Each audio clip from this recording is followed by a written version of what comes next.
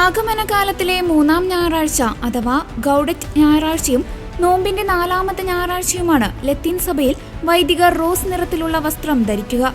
സന്തോഷത്തിന്റെ സൂചകമായാണ് അന്നേ ദിവസം ഇളം റോസ് വസ്ത്രങ്ങൾ ധരിക്കുന്നത്. ലാറ്റിൻ വാക്കായ ഗൗഡറ്റ് എന്ന് പറഞ്ഞാൽ സന്തോഷം എന്നാണ് അർത്ഥം. കുർബാനയുടെ പ്രവേശന ഭാഗത്തും കർത്താവിൽ നിങ്ങൾ സന്തോഷിക്കുവിൻ എന്ന് പറയുന്നുണ്ട്. യേശുക്രിസ്തുവിന്റെ ജനനത്തിനോടനുബന്ധിച്ച് മാനസാന്തരപ്പെടാനും അതേസമയം യേശുവിന്റെ വരവിന് വേണ്ടി കാത്തിരിക്കുകയും ചെയ്യുന്ന ദിവസങ്ങളാണിവ.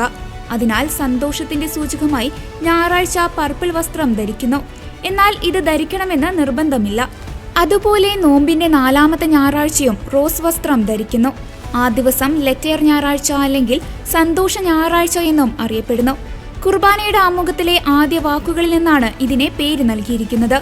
ലെറ്റേർ ജെറുസലേം അഥവാ ജെറുസലേം സന്തോഷിക്കൂ എന്നാണ് ഇതിന്റെ അർത്ഥം. സന്തോഷത്തിന്റെ മറ്റടയാളങ്ങൾ ബലിപീഠത്തിലെ പൂക്കളും കുർബാനയിൽ ഓർഗൻ ഉപയോഗിക്കാനുള്ള സാധ്യതയുമാണ്. ഇത്തരം കാര്യങ്ങൾ മറ്റ് ഞായറാഴ്ചകളിൽ നിന്ന് ലെറ്റേർ കുർബാനയെ വ്യത്യസ്തമാക്കുന്നു.